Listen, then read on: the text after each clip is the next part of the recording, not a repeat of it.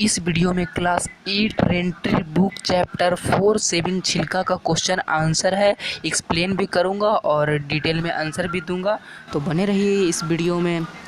तो अगर आपने वो सेविंग छिलका वाला वीडियो नहीं देखा है मेरे चैनल पे, मैं उस पर वीडियो बना चुका हूँ, बहुत ही डिटेल में और अच्छा से समझाया हूँ। ईजी लैंग्वेज है, जाकर आप ज़रूर देखिए।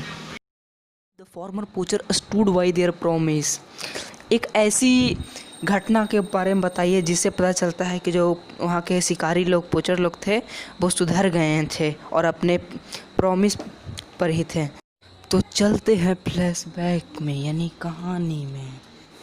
एक बार की बात है जब डर्टी डोजन का जो मेंबर था, अब वो लोग कोचिंग छोड़ चुके थे, लेकिन फिर भी एक ऐसा मेंबर था जो कि शिकार कर रहा था। तो जब से ही उसे डर्टी डोजन को पता चला, जो कि कोचिंग छोड़ चुके थे, कि ये इंसान कोचिंग कर रहा है, उन्होंने फॉरेस्ट ऑफिसर को उसे सौंप दिया कि अब जो करना है आप इसके साथ कीजिए, हम इससे नहीं बचाएंगे।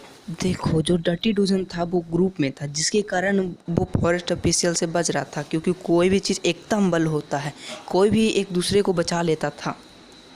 और इसी कारण डर्टी डोजन कभी फॉरेस्ट ऑफिसर के पकड़ में नहीं आया। लेकिन अब वो लोग बोल रहे हैं कि इसे आप ले जाइए, अब हम इसे नहीं बचाएंगे। मैं आप लोग को यही सजेस्ट करूँगा कि हूबहू मत उतारिए, मैं वैसे बता दे रहा हूँ, आप हेल्प ले सकते हैं। When one of the member broke the pledge, pledge मतलब होता है प्रतिज्ञा, यहाँ पर आप रूल वर्ड का भी यूज़ कर सकते हैं। He was expelled from the group and they handed him over to the forest official and so honestly towards work। तो अब अगला क्वेश्चन है, why did Nand Kishore decided to train Madhu Vera team to become nature guide? How were they trained? इसका answer मैं पहले आप लोगों को समझा देता हूँ।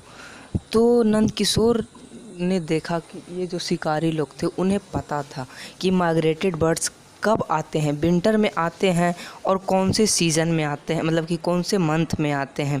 उन लोगों को बहुत सारा नॉलेज था कि ये पक्षी अभी यहाँ पर पाया जाएगा। जाहिर सी बात, अगर पोचर है तो उन्हें पता तो रहेगा ना। जैसे हम कोई काम करेंगे तो मुझे इसके बारे में नॉलेज है तभी ना कर रहे हैं।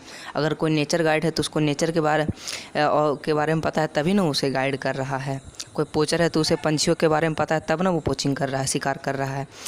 तो नंद किशोर ने देखा कि इन्हें तो बड़ा नॉलेज है पक्षियों के बारे में, कि ये कौन से सीज़न में आते हैं, कौन से मंथ में आते हैं, कहाँ पर रहते हैं, कहाँ पर ये खाना खाते हैं, और बहुत सारे नॉलेज इन्हें पास है। और यही नॉलेज तो चाहिए हमें नेचर गाइडर के लिए, जो कि यहाँ प्रोटेक्ट कर सके, यहाँ सारे पक्षियों का देखभाल कर सके।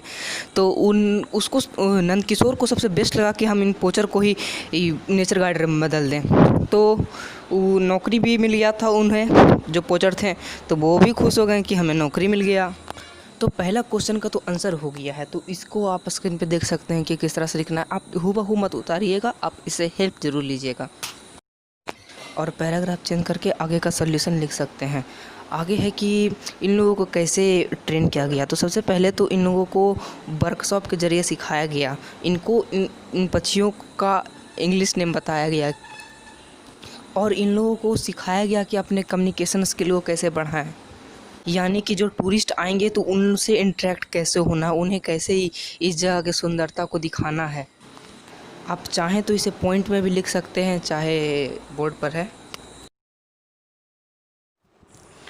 तो अगला क्वेश्चन है, how did the Chilika development authority help and support in ecotourism in छिलका।